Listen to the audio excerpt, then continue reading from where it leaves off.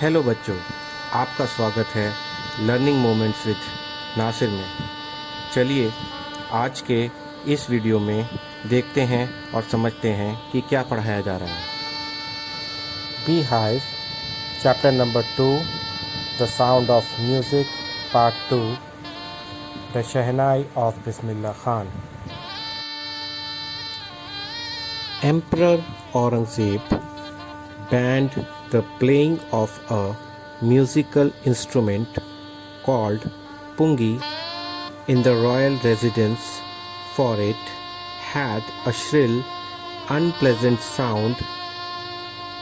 Pungi became the generic name for reeded noisemakers. Few had thought that it would one day be revived. A barber of a family of professional musicians who had access to the royal palace decided to improve the tonal quality of the pungi.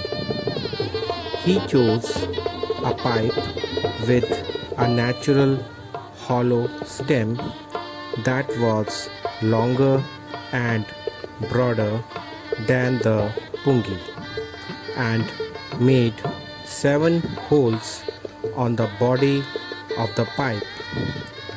When he played on it, closing and opening some of these holes, soft and melodious sounds were produced.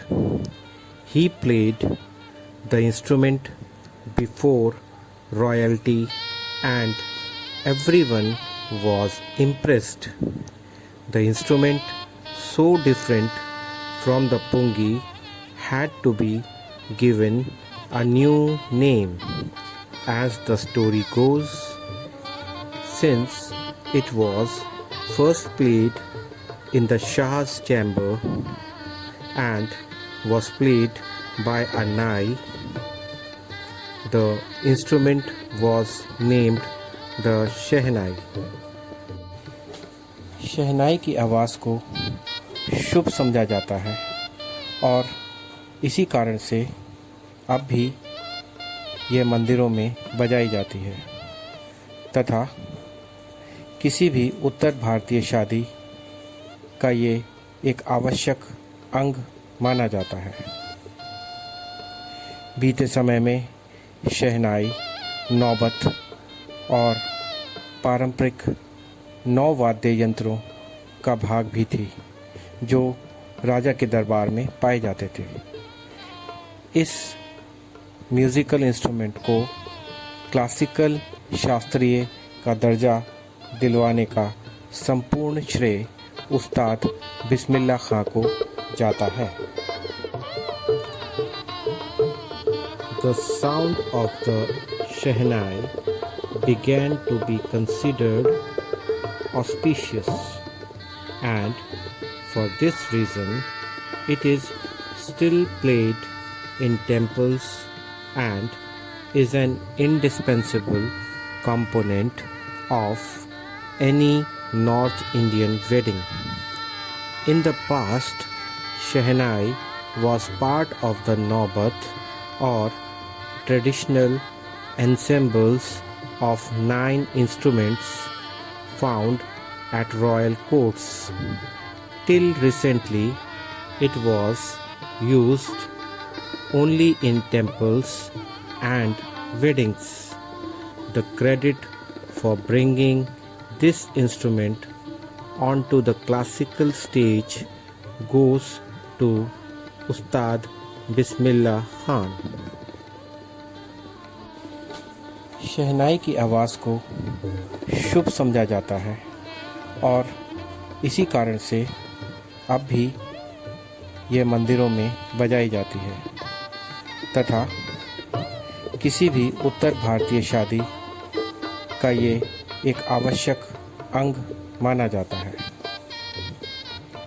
बीते समय में शहनाई, नौबत और पारंपरिक 9 वाद्य यंत्रों का भाग भी थी जो राजा के दरबार में पाए जाते थे।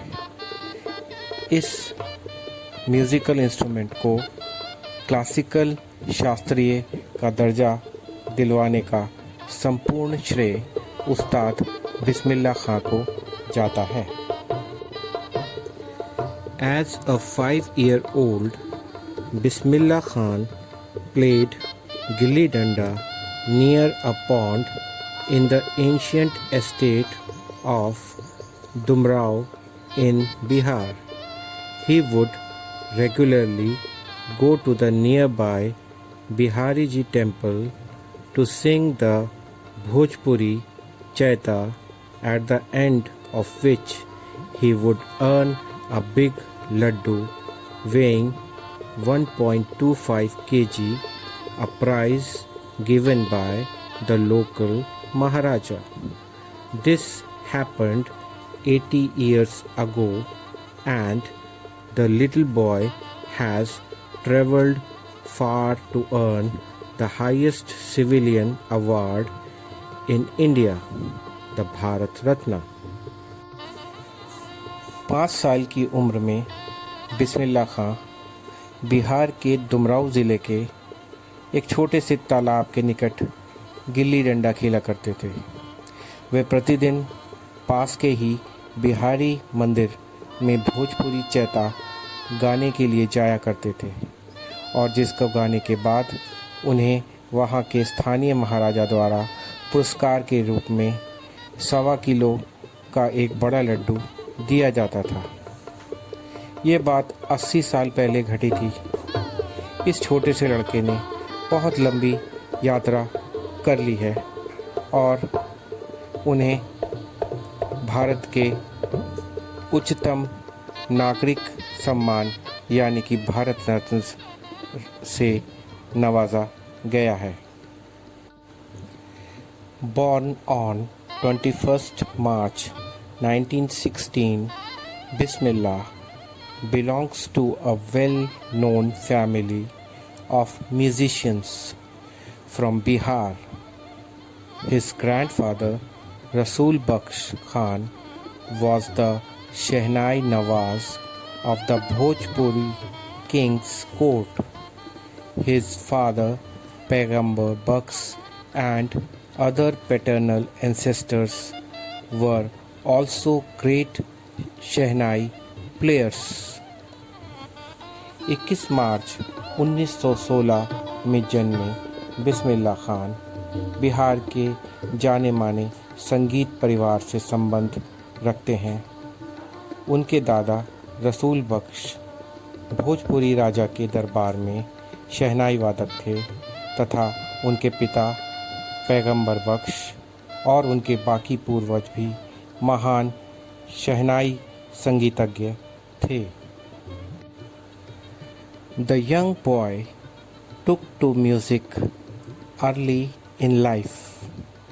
At the age of 3, when his mother took him to his maternal uncle's house in Benares, now called Varanasi, Bismillah was fascinated watching his uncles practice the Shehnai.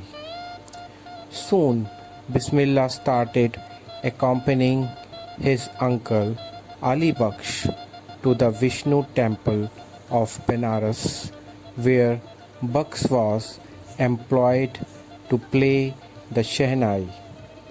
Ali Baksh would play the Shehnai and Bismillah would sit captivated for hours on end. Slowly, he started getting lessons in playing the instrument and would sit practicing throughout the day. For years to come, the temple of Balaji and Mangala Maiya and the banks of the Ganga became the young apprentice's favorite haunt, where he would practice in solitude. The flowing waters of the Ganga inspired him to improvise and invent ragas that were earlier considered to be beyond the range of the शहनाई। इस छोटे से लड़के ने अपने जीवन की शुरुआत में ही संगीत को अपना लिया। 3 साल की उम्र में